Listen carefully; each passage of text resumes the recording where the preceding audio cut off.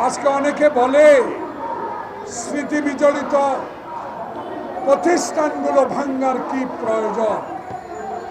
বন্ধুগণ, আমার বক্তব্য হলো স্মৃতি বিজড়িত সেই অবস্থানগুলো আমি ভাঙার পক্ষে নয়, কিন্তু জনগণ বলা শুরু করেছে যে স্মৃতি বিজড়িত আজকে ধ্বংস করে দেওয়া হয়েছে গত 2-3 দিনে।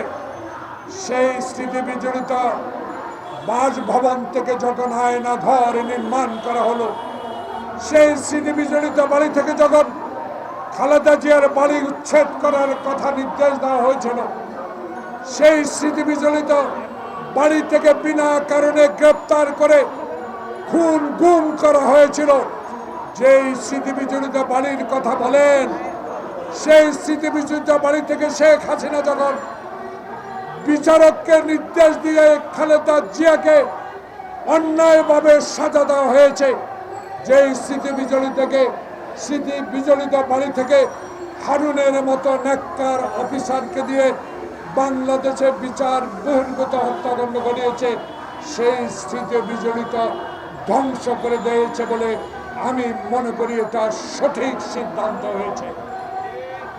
এমন স্মৃতি বিজড়িত বাসভবন আমরা চাই না যেখান থেকে অন্যায় কাজ করা হয়। হ্যাঁ, তত্ত্বাবধায়ক সরকার, আপনারা ইন্টেরিয়াম গভর্নমেন্ট 3 দিন আগে যখন ভারতে বসে শেখ হাসিনা বলে বক্তব্য দিবে, সরকার কি ঘুমিয়েছিলেন? যারা আজকে ডেভিল হান্ট তৈরি করেছেন, শয়তান ধরা কর্মসূচি শুরু করেছেন, তাদের উদ্দেশ্যে বলতে চাই, আমরা তো আপনাদের সমর্থক।